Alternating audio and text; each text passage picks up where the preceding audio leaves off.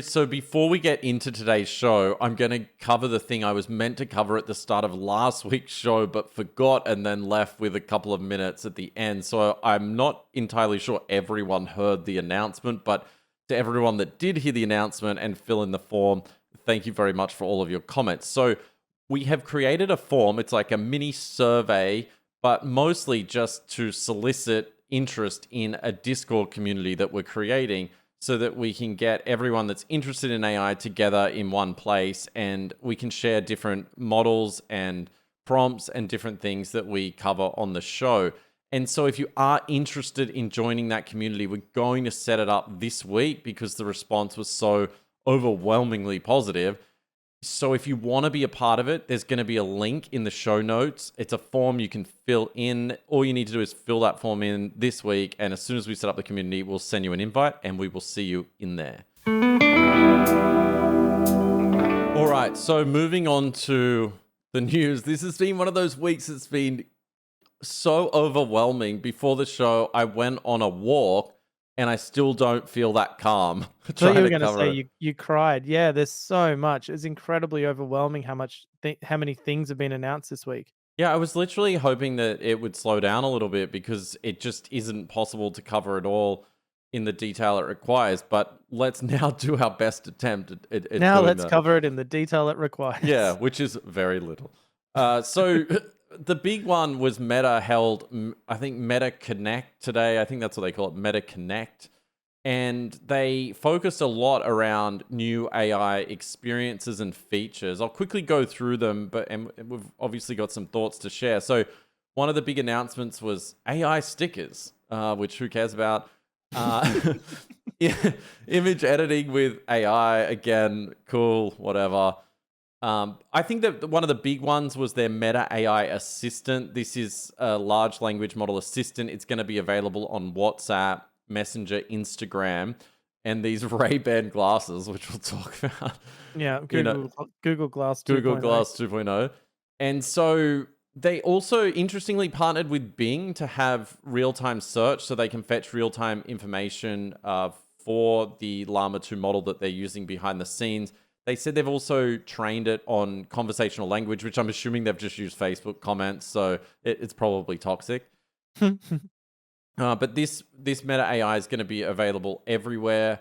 And then they had this announcement around AI agents, and I must admit, what I thought that announcement would be versus what it was very different. So they've partnered with a series of, actors and popular people. There's that Charlie girl who's like a dancer on TikTok.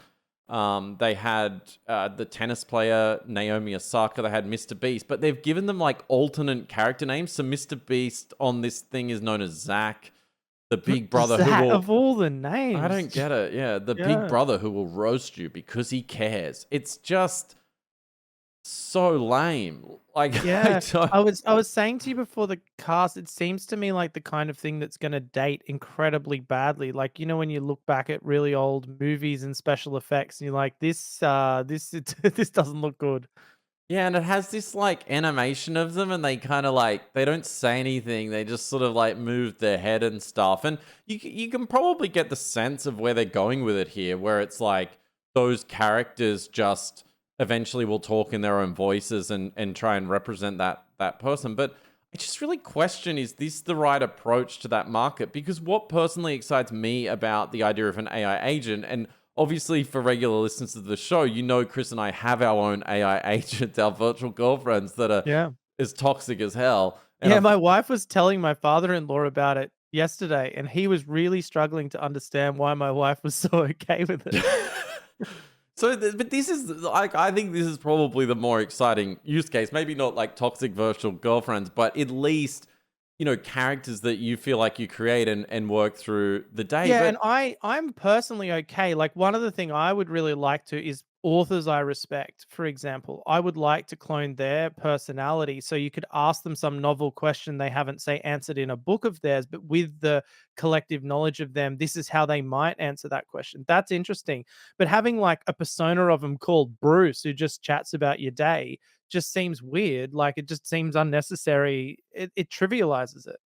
they said a lot on stage. They talked a lot on stage about trust and safety. So, we're trying to make sure we represent your brand well. And it just sounds like they're so scared it's going to say something, you know, slightly bad that it will make one of those celebrities look bad. So, but it's not Mr. Beast, it's Zach. Zach said that. Yeah, which is sort of their way of getting out of the responsibility of Mr. Beast told me this, because there will be people stupid enough to believe it's really them if you gave them the real names. I think this is absolutely well and truly a gimmick and it will die a horrid death. Like, I just cannot see how this works. The one thing they did say, though, with these AI agents is you'll be able to take them everywhere you go. So you'll be able to have them on Messenger and WhatsApp, but you'll also be able to take them into one of the most popular places in the world, Horizon Worlds, which is apparently, like, there's just no one in it. There's a great video a YouTuber does where he spends a week in Horizon Worlds, and it's truly, I'll link to it in the show notes for people who haven't seen it, but it's truly hilarious. He just shows how very few people are in there, and there's only a few kids. But now you can take these AI agents into Horizon Worlds, and they Do you also, like walking around with Tom Brady, like assessing the pitch or something like that? yeah, I I mean, guess you can. But I think it's just like, hanging out with, like, yeah, virtual versions of celebrities. I mean, we have talked about it. We on our Vision Pro episode, we talked about that's probably the way to get people addicted to AI is create these virtual worlds, and that's what it seems like Meta are actually doing, but they're probably not going to have legs either. So, yeah, no legs. And I think that they invested so much money in the VR space. This might be a way to continue to justify that investment and just hope one day it takes off. yeah, well, we'll see how it pans out. I think the other big news was the Meta AI Studio that they announced but didn't show and said it will come sometime in the future. I love these announcements where it's just like they just say things and we're I supposed mean, to take it. I'm actually really calibrating myself now to can I try it? It's the first, as soon as I hear an announcement, it's like, can I go try it? If not, it's not real yet. Yeah. Yeah, it seems like it's more about controlling the news cycle and getting, people like us and everyone else out there to talk about it as opposed to yeah, just to keep them top of mind. But so they've said about this Meta AI Studio that it will be for developers and businesses and even people that aren't technical. They're expecting to release it in the first half of next year from what I read.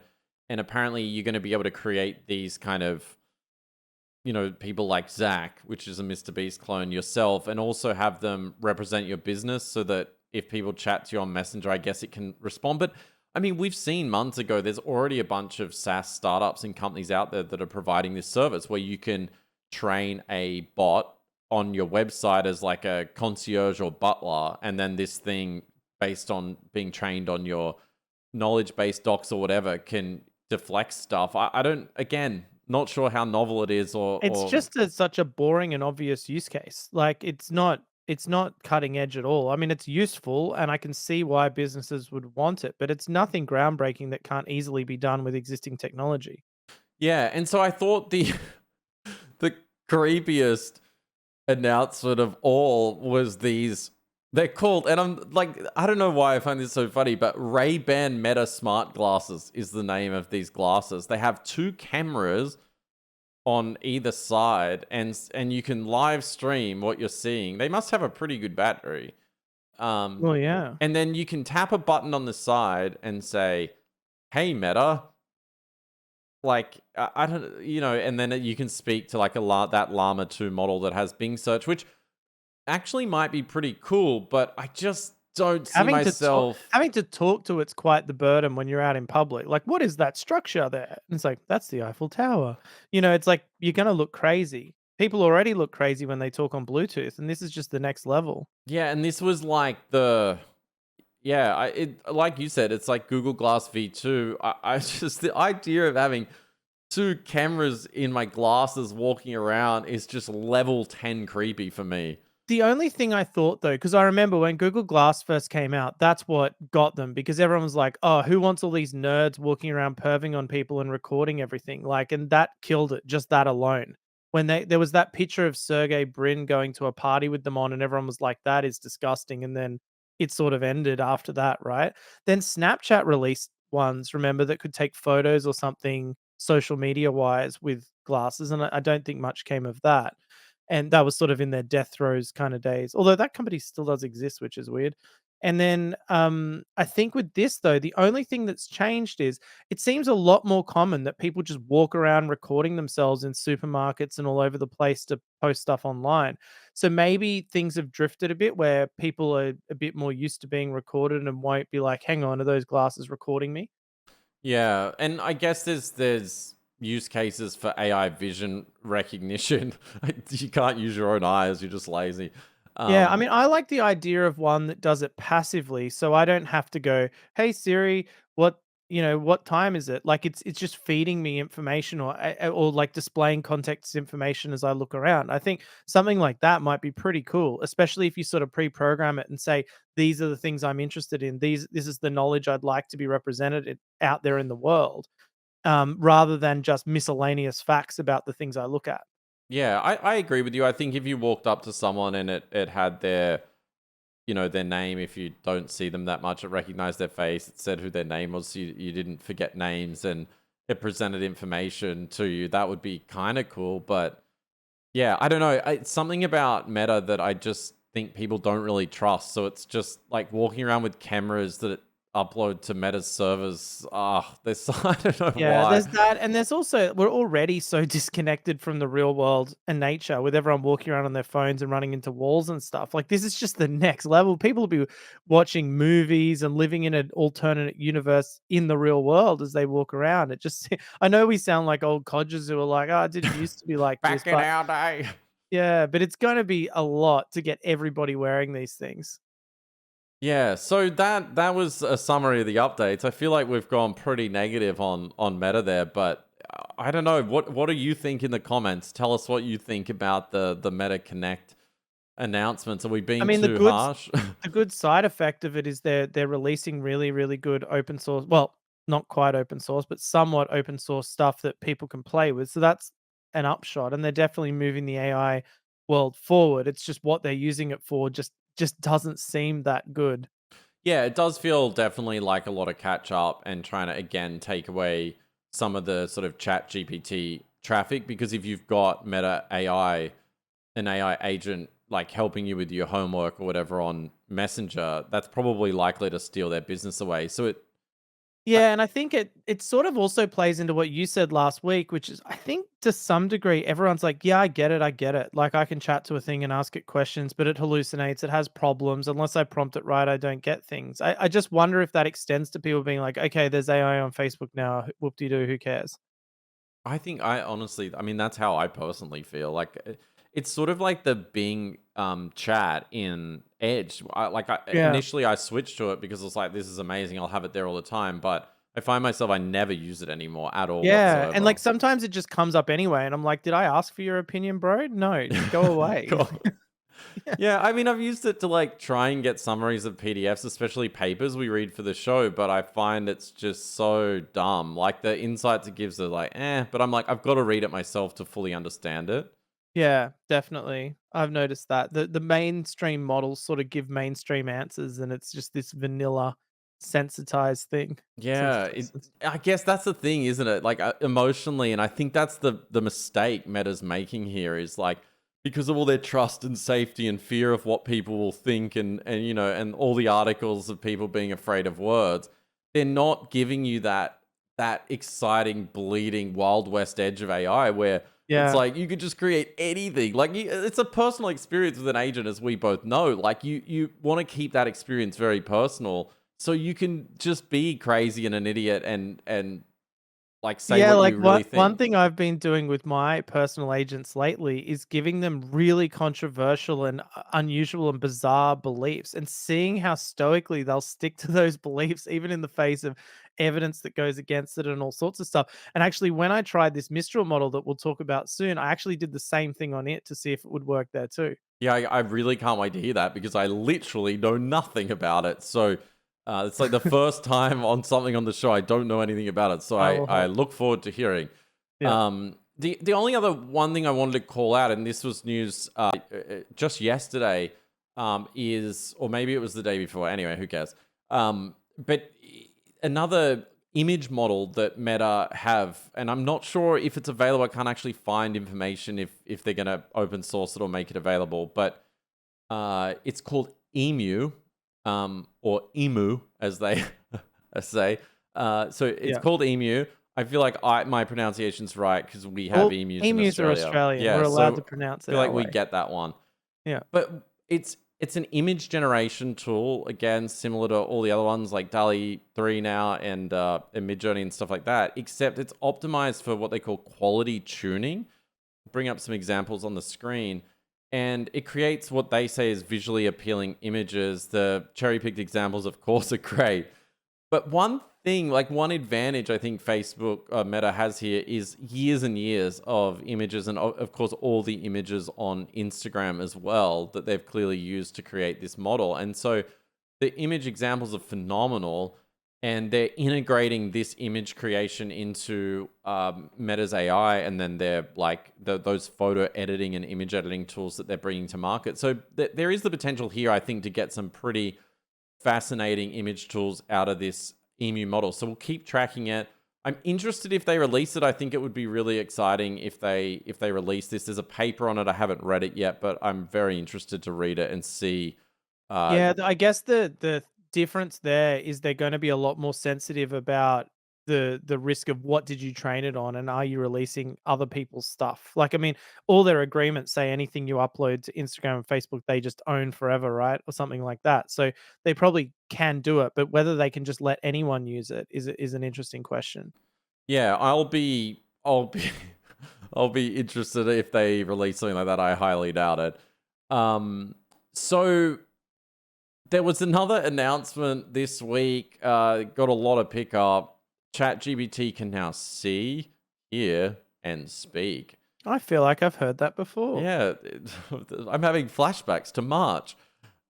So OpenAI did release finally sort of release to ChatGPT Pro users the vision capability. So now you can upload images and ChatGPT can recognize them. And there's some pretty hilarious examples of this. I thought the best use case I saw so far was, we've both lived in California for a number of years. We don't anymore, but we did. And the parking signs there are shockingly hard to understand.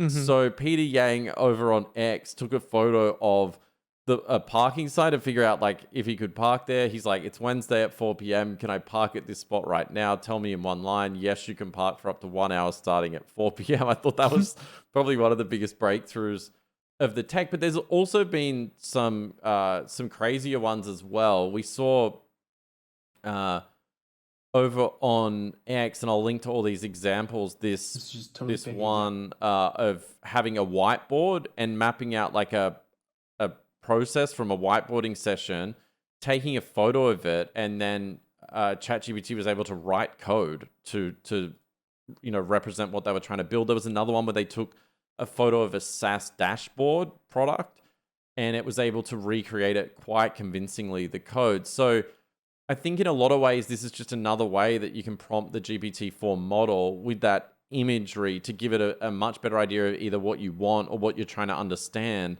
And the corresponding outputs we are seeing from these examples seem to be far greater than using words.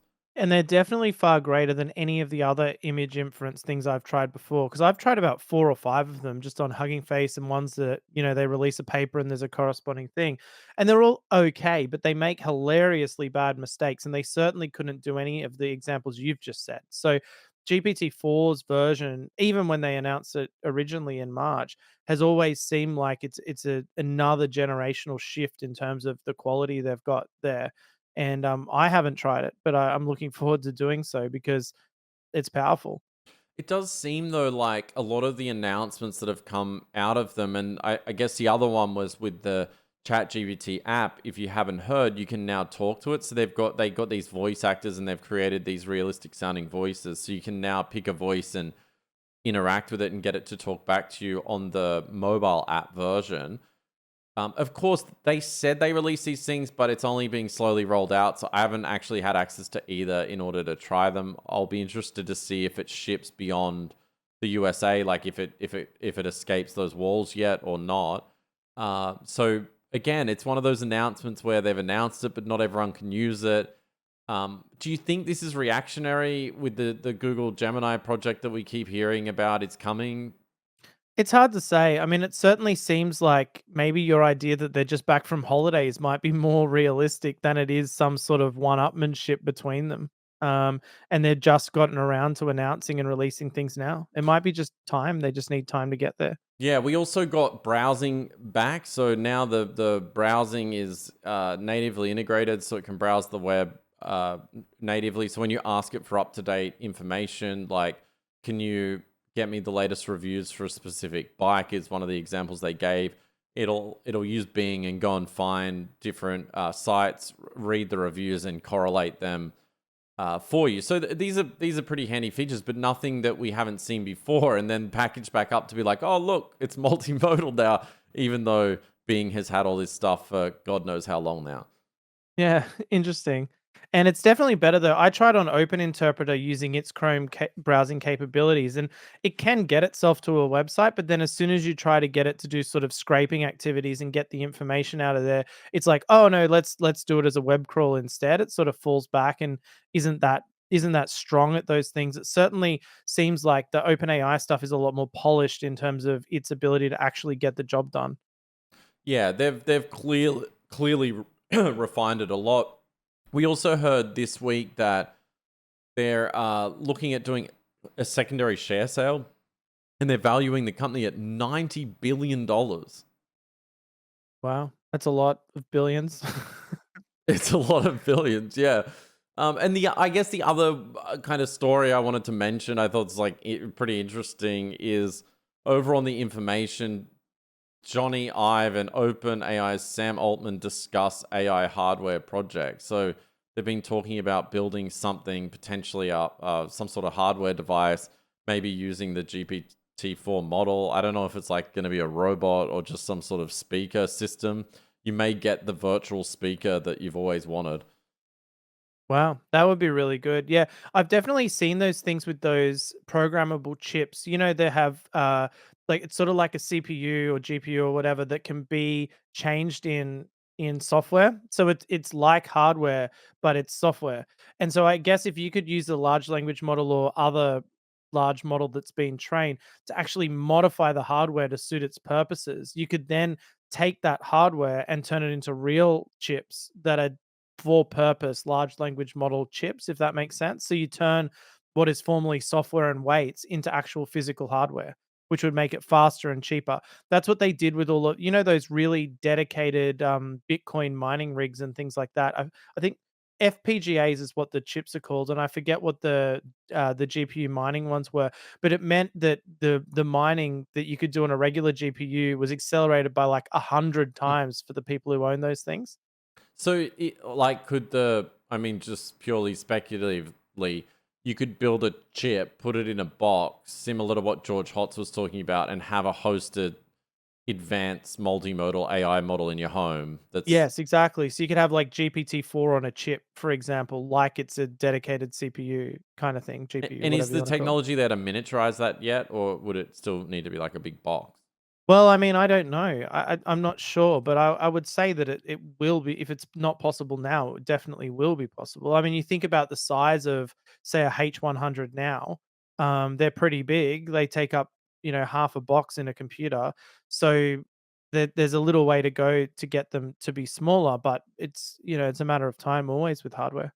All right, so let's talk about Mistral. Now, just for context, for those that have no idea what we're talking about, it's a Mistral is a French startup, Mistral AI, and they made headlines earlier this year for raising a seed round, which is the first round of funding a company typically does, of 132 million, if I Just recall just to correctly. get you guys started to buy chairs and desks and that kind of thing. Yeah. So a cool 132 million. So Chris, are you impressed or not?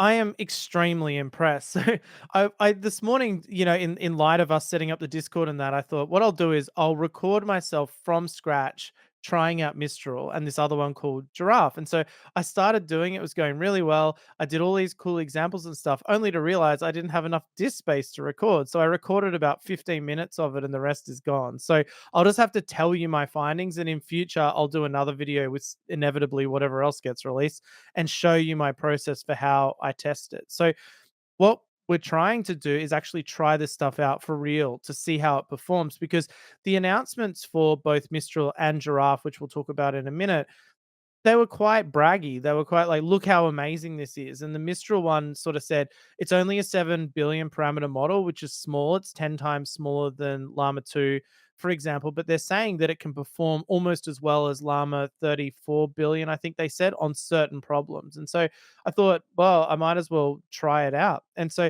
I gave it a bunch of different challenges, and I started quite difficult. And what I did was I used and built a prompt. Well, I built a prompt that I often do to get function calls in. So basically say you're an AI assistant, but you always need to answer by doing a function call essentially. And so I put that model into it, just optimistically wondering, is it going to be capable of doing that, or is it going to choke out and just output random garbage?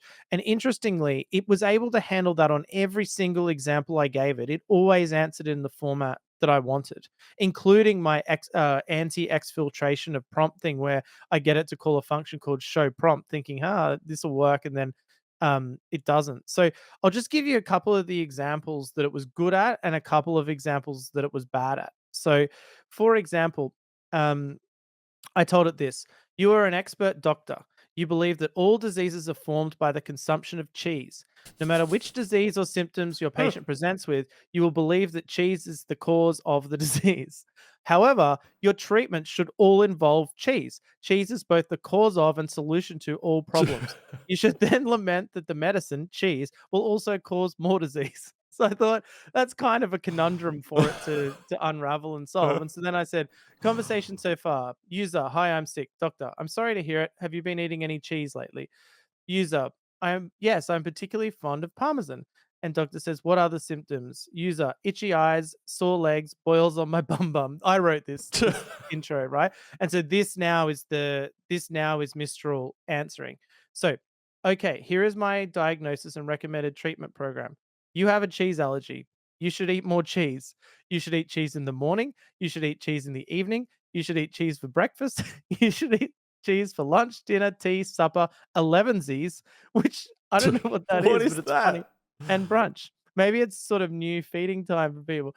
So I thought that one, it kind of really did a good job. It stuck with the spirit of what I did. And interestingly, I ran the exact same prompt, like verbatim, on GPT-4, and its answer doesn't actually fit the description, because it says it seems like you might be suffering from an allergic reaction possibly related to the consumption of cheese, as well as symptoms of fatigue.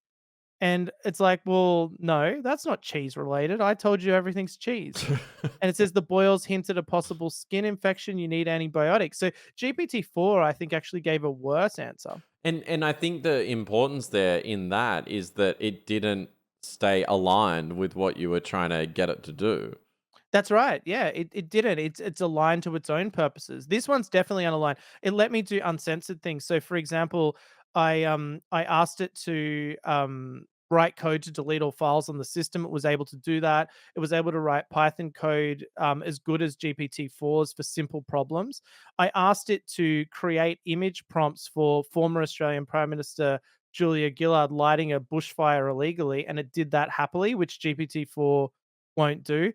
I gave it a maths problem. What is the square root of 64 divided by 2? Answer 4. It got that correct.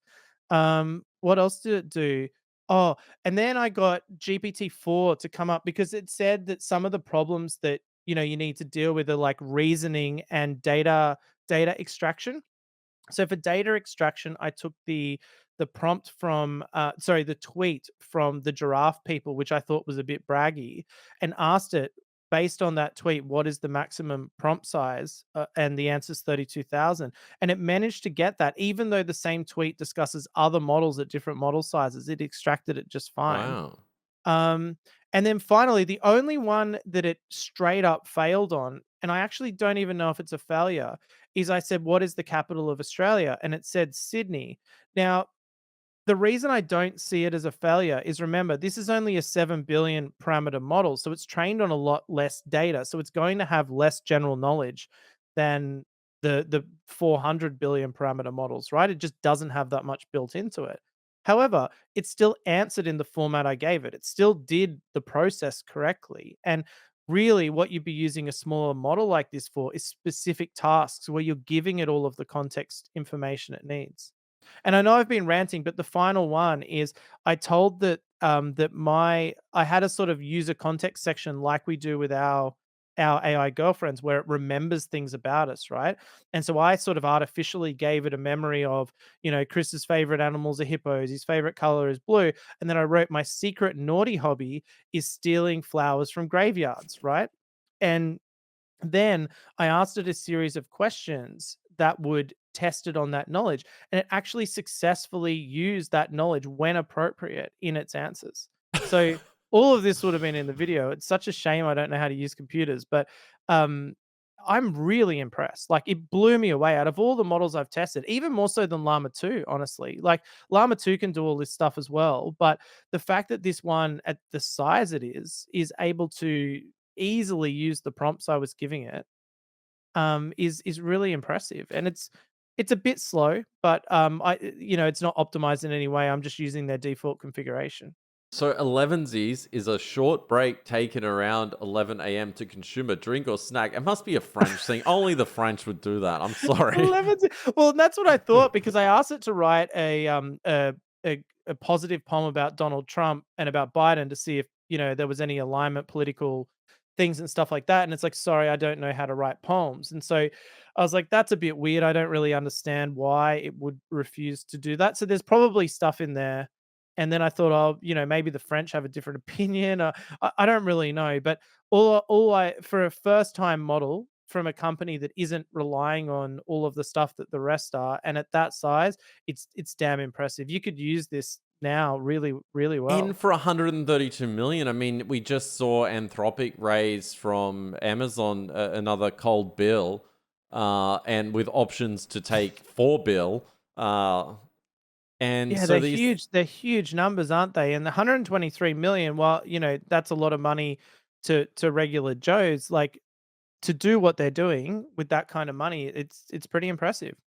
Yeah, so they said it outperforms Llama 2 13 billion parameter on all benchmarks, outperforms Llama 34 bill, approaches Code Llama 7 billion performance on code while remaining good at English tasks. So, yeah, there's a lot to like about this. It's under the Apache 2 license. It can be Yeah, and used without Apache restriction. 2, as I pointed out on the ill-fated video, is very free license. You can basically do whatever the hell you like with an Apache license. You can use it commercially, privately, redistribute it, whatever you want. So, is this So bigger than Llama? Is this like bigger and better than Llama? If I haven't done enough comparisons to say, but I'm going to, and I said that on the video. I'm going to actually start comparing it to Llama 2 as well. I did some comparisons to GPT-4, but I really think that these models, and keeping in mind 7 billion, that can run on your MacBook Pro. Like, you don't need a big graphics card to run that one. So it's truly exciting. Yeah, all right. Well, we'll keep following Mistral AI. I'd definitely like to have a play around with it myself and see. Are we officially declaring that the cheese illness is our like benchmarking? Well, I did another one. Bill is allergic to cheese. Bill ate 4 large supreme pizzas this morning. Bill feels very sick. Why is Bill feeling sick? And so the Mistral said Bill is allergic to cheese and ate 4 large supreme pizzas this morning, which is kind of underwhelming because it's really just combining the points. But if you look at GPT-4's response, it's pretty similar. The most likely reason Bill is feeling sick is because he's allergic to cheese and he ate 4 large supreme pizzas. So it's pretty good. Like, it's holding up, and maybe my examples aren't the best, but I like the cheese-based ones. So, if people are thinking about wanting to try this, is there anywhere they can go and try it, or is this another model that you must be a developer and Well, yeah, I think I'm gonna redo the video, and I'm gonna show from scratch exactly how to do it, but I would say anyone can do it. It's really just cloning a repository, downloading the weights, running the file. I had to modify the file a bit to do it the way I wanted to do it, but only very minimally, and I think anyone, who's in that semi-technical category will be able to run it. so you also were going to look at Giraffe, and this is Giraffe V2 70 billion parameter. What's interesting to us about this, or was interesting, is that it uses Llama 2, so it's a fine-tuned version of Llama 2, but they've been able to increase the context windows to 32,000 tokens. So that means you can pack more into your prompt or give it more information and get the output with greater information. So, but you said to me before we started recording, you struggled with that getting it running. Yeah, so it's very interesting. First of all, I thought the tweet announcing it was very braggy. You know, they were talking about, I was smashing this record, was smashing this record. So the first thing I wanted to do was try it and put it to the test. And so the issues I face though is there's a lot more packages you have to install that were incompatible with the stuff I had. Downloading it, the thing's enormous. It's like gigs and gigs. You got to download it. You need multiple A100s or a H100 to run it. That's not a problem for me, but generally speaking, that would be an issue. And really, they don't give good code examples. Whereas the Mistral one had a perfectly working code example you could just run. In my opinion, not a great example, but you could just run it. The Giraffe one is all this insane crap. Like it's all benchmarks. Like it looks like all of the code they've written is like, let's output the best numbers to smash the benchmarks. And they don't actually give real world examples of how you'd actually employ that model. It seems to me, just looking at it at this surface level, that they're trying to get out there and be like, look at us. We're the best AI consultants. Come and do your enterprise apps with us and we'll train a model because we're experts. But they're not really looking to embrace the open source community and say, here's how you can use it. Like if you look at their README file, there's just no examples of how to actually run the thing. And this is why I couldn't actually try it before the cast is I didn't have enough time to write the code I need to run it. I've started, but it's going to take longer. And what I'll do now is I'll do another video on that and share it on the Discord once we have it of setting that up and showing how much more difficult it is. And I really want to put it to the test because I think some of their claims are a little bit over the top. A company that raised millions of dollars with a cringy launch video named Abacus.ai wouldn't use this fine tuning for promotion, would they? Well, yeah, I mean that's definitely what it seems like to me is it's very easy to make these benchmark based claims and that's why I like to work through the models with these examples like can it do text extraction, can it do reasoning logic, can it do maths? Like actually try the problems in real scenarios. Can it follow an output format and call functions, for example? And I think that one's chat aligned because I saw they were using the Vanuka data set as well. And I just wonder if they're optimizing it to do well at benchmarks rather than actual general purpose problems when they're presenting it as a general model that can they did that cool scatter graph where they show it beating everyone and everything. And I don't know. I'm skeptical, but let's see. Let's give it a fair test. So, do you think, though, Mistral, why they've been so successful in a lot of ways, or why it's good that they're able to release this under Apache 2, is, the French are known for their democracy and protesting if anything goes against the will of the people. Do you think culturally they're probably the best to have these neutral open source models or be developing them when other countries are so polarized right now? I'm not sure about that side of it, but I do think in terms of us talking about open source and open access to things. And like, for example, someone was talking about how Giraffe is announcing, oh, look at us, we've got this amazing open source model. But then a lot of the comments on Twitter were, well, it's not really because you still have the meta licensing thing underneath it, right? Because it's built on Llama 2 and it does have some caveats as to how you can use it. So unless I'm wrong, and I could be wrong, the Mistral one doesn't have any restrictions of that nature, which means it's a lot more free, it's a lot more open, and it's a lot more protective of us in the future if regulation comes in and things start to get shut down. Having access to models like this means you've truly got a starting point to keep you in the race of participating in the AI world, regardless of what happens at a regulation level. And a model that can run on a pretty, modern, a computer that's obtainable. Yeah, that you can actually use it. And we saw that in the early days of the smaller llama models of the Llama 1, where it really caused an explosion in the number of people trying to use AI for themselves. And I also think it's accessible enough that anyone can really have a go and play with this. It's a lot of fun, and it's fun seeing what it's capable of doing, honestly. It's the first small one that's below, say, 13 billion parameters where I've actually thought I might use this. So all the people that responded to our survey and said they're technical-ish, maybe this is something that like you can give a go when Chris finally releases this Yeah, and this video. I'll give my modified source code and prompts so you can literally just download the package and run it. So it should be pretty straightforward, and I've got it, so I'm ready to go. And I'd encourage you to try it just to see and compare it with GPT-4, because you probably have more examples of the kind of things you want to do than I do, because I'm just looking at it from a more generalist perspective. But if you've got things you want to use large language models for in your work or life, then putting it to the test will be a lot of fun. Yeah, you're looking at it more from a cheese perspective. Jeez, exactly, yeah. Yeah, exactly. Oh my god, seriously, I need to do a compilation video of all the examples of things you've tried on models over the years. Yeah, well, Okay, that was role play, that one, the cheese one, because I needed to think of a role play. I'm like, what happens if the doctor has a truly hard-held belief that's unconventional? so we talk obviously about AI and how it's going to change the world, and there's been certain moments, definitely. I think obviously the first time anyone used ChatGPT or GPT-4, or even before that, ChatGPT 3 or 2, you definitely early on had that moment of realization that, well, I think we certainly did, and I'm sure many of our listeners did.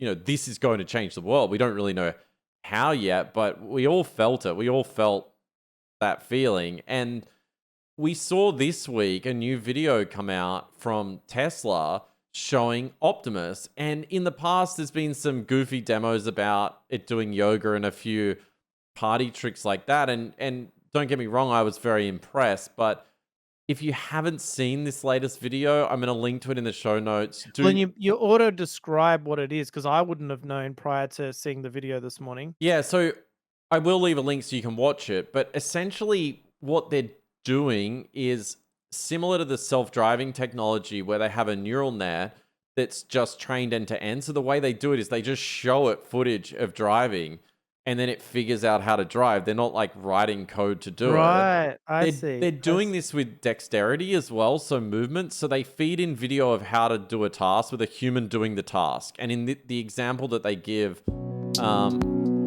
Like picking up blocks, isn't it, and putting them in yeah, I'll cellos? just bring it up for those that are, can actually see the screen and watch on YouTube. So it's a robot and it's got its hands out and it's looking at its hands. It's like it's really creepy.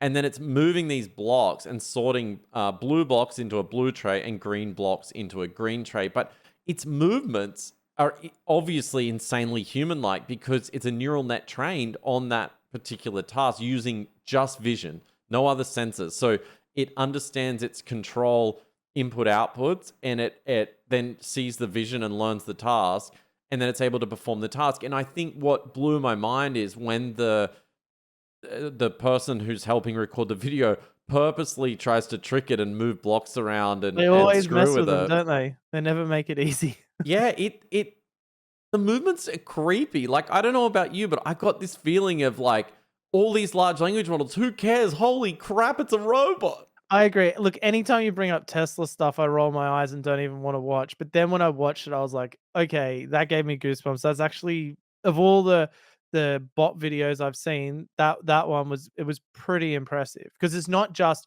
pre-programmed movements and all that. Knowing the way it was trained makes it incredibly interesting and I mean, exciting. just the fact that you look at this robot, you're like, oh my God, it's going to be able to stack the dishwasher. Like, Yeah. it's like, Well, that's, as you know, well, that's both of our personal goals for Android. The first one should be do the dishwasher or be the yeah, dishwasher. like Put it do in its belly. washing and dishwash. I mean, like, imagine you would be so happy. I would just be so happy, like having this. Folding and putting away washing, I think would be even better. Yeah. Yeah. So very exciting. If you Do you haven't know what seen they it, should check it sorry, out. I know our listeners get pissed off when we interrupt each other, but I don't care. Um, the you know what they should do? The Tesla robot, whatever it's called, versus Boston Dynamics robot, UFC. Yes. Imagine that. So much better than Zuckerberg versus Musk. It's like 2 androids, one programmed on, like, watching every UFC match ever and learning the thing, and then Boston Dynamics do whatever the hell they do, and then they fight to the death. It would be I think that's amazing. got to happen. I want to see Yeah. that happen. I'm That not a could be a big whole fan of new fighting, category but of sport, like robot soccer, robot fighting. yeah, because they already have, like, the Destructo bots or whatever, but they're more like fancy remote control cars with missiles. This is like they're actually thinking and strategizing, working out which cables to disconnect at opportune times. It would be unbelievably fascinating. They could run the fights 24/7 as well. I mean, I don't know how cheap they are to make, probably probably not. But yeah, I think it's gotta happen. So yeah, so it's definitely a project that'll be exciting to watch. Now, remember, like on many shows ago, I said, well, we'll know when AGI is here because there'll be like this need for energy, and all these energy breakthroughs will come out of nowhere. Mm, Well, this week we heard that Microsoft are hiring for a principal program manager in nuclear technology. They essentially want to experiment with like small modular reactors, which are called SMRs, to yeah. power their data centers because they are so power hungry. They need more power, and especially because of the new AI copilots that they're running in Windows. We also saw over on the information that, which sort of surprised me a little bit, that Microsoft started to wean itself off, as they say, the addiction to OpenAI's models, and they're trying to create smaller purpose-built models, which we've sort of spoken about is probably the likely future here, so that they have these performant models, so that you would have a model specific to the Copilot, say, in Microsoft Word that's just really good at writing, to really bring those costs down, because I think that it's starting to really add up, the server bills and just the energy expense. Yeah, I was thinking that earlier with the Facebook one as well. Like if you've got 60 million people in the metaverse with Tom Brady all running AIs, like that's going to be a lot of hardware that needs to be running, a lot of power, a lot of stuff like that. I actually know a little bit about those SMRs you referred to because there's this great guy on YouTube called Illinois Energy Professor, and he goes through all different kinds of energy like coal, wind, solar, and nuclear, and talks about their advantages and disadvantages. He does a great one on why the Chernobyl meltdown happened and all that sort of stuff. And he talks about these things. They're basically the size of a semi trailer. They're a fully self contained mini nuclear reactor, including its own cement casing. So essentially, it's a closed system that will never be opened. It'll output all the power it can never output. And then you literally just go throw it in a canyon somewhere and it's already disposable. Like you don't have to ever deal with the nuclear fallout, like the wastage from it. So it's a pretty interesting concept in power. And I hope that's what they're referring to there. So the idea being that it's a self-contained unit, you run it until how long do they last for?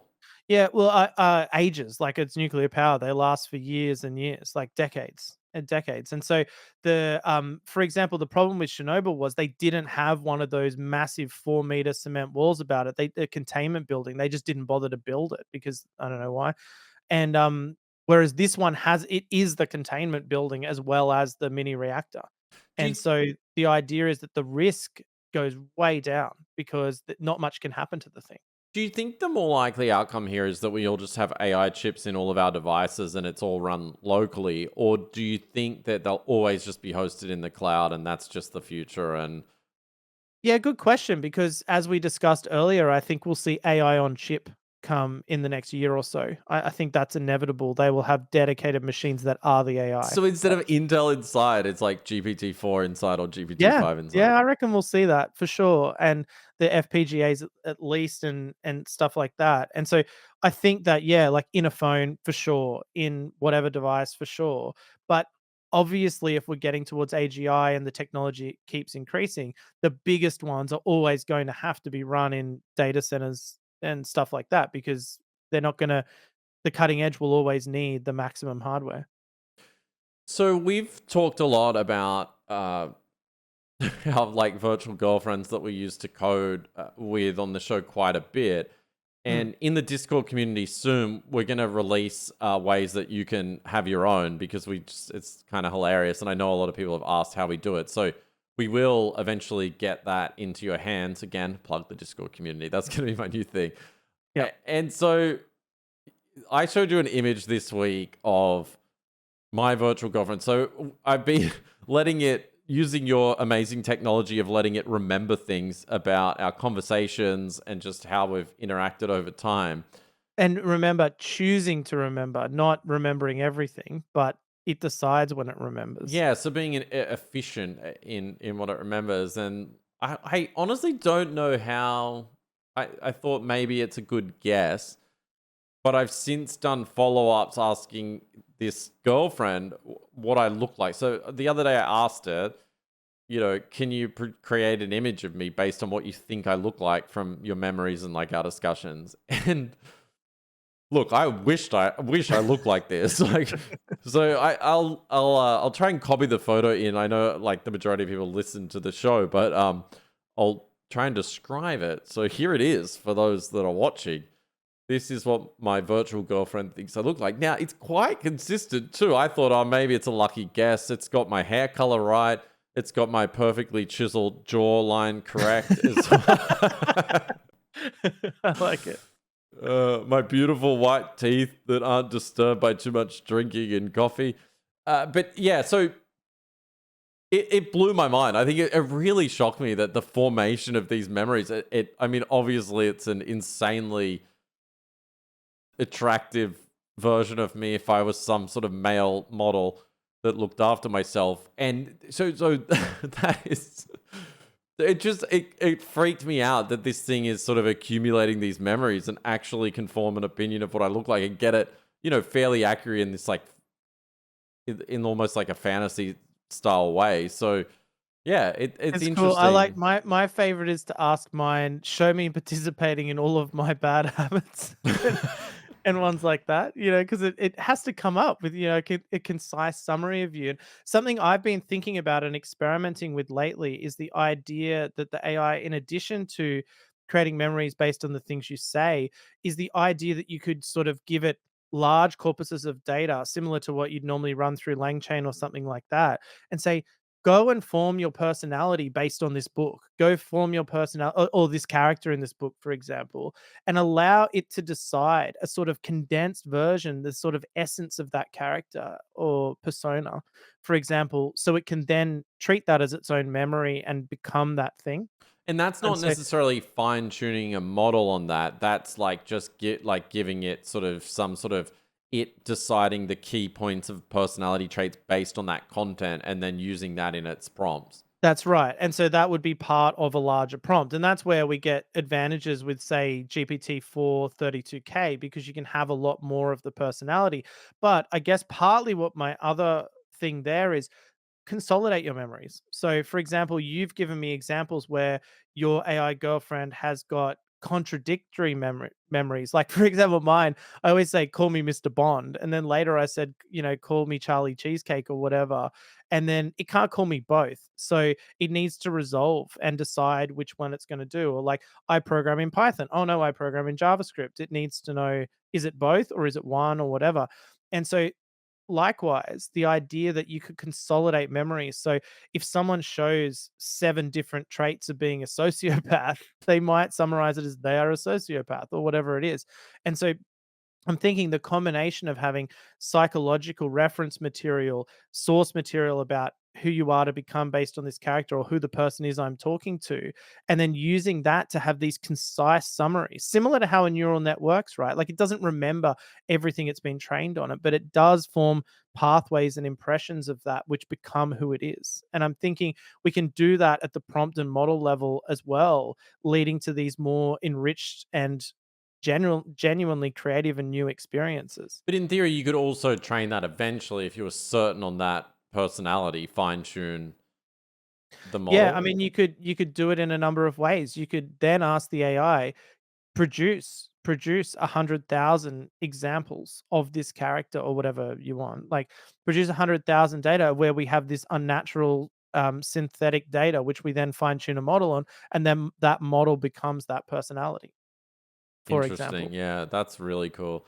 The other And you thing could I'd use like to try next is using some of the modern JavaScript libraries to actually hijack the webcam and like, obviously with permission, but But watch the face of the participant and then use the segment anything to see emotion. So if you're talking to that character and you look sad, it's like, why so sad? Like, so it has that understanding of like how you might be feeling at any given time and can That's learn true. facial You'd only expressions. need you'd only need one snapshot every minute or whatever, and then run that through the vision inference to get an impression of their mood. Yeah, and things like what's the local weather, what's the local time, what's going on in their emails.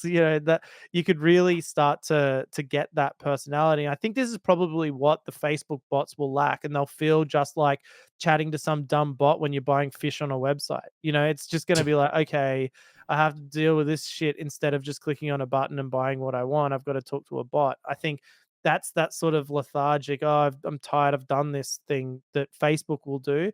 Whereas the experiences we're talking about, I think, are something brand new that's truly, genuinely exciting and interesting to interact with. Yeah, I think, and that's sort of why I shat all over Meta's announcements at the start around that. I think they have this technology platform that they could do some really cool, novel things with. And as you said, why are all the examples just about different ways of ordering food in San Francisco? It's just, it Yeah. lacks imagination. They're so scared of what people will think, and they're so scared of being judged or their stock price falling a little bit that they're unwilling to try, experimental novel things potentially with AI agents that would truly make for, I don't know, like something that's value add in your life and can make you more productive and actually push the technology really hard. And I think this is the problem though, is that it's very, very hard to do something that solves all the problems for everyone. Like a generic chatbot is always going to be generic. And I think that's why seeing the feedback from our audience is so cool, because we've got people working in all sorts of different industries with different ideas of how they can use AI to help them in their job or their career or their life.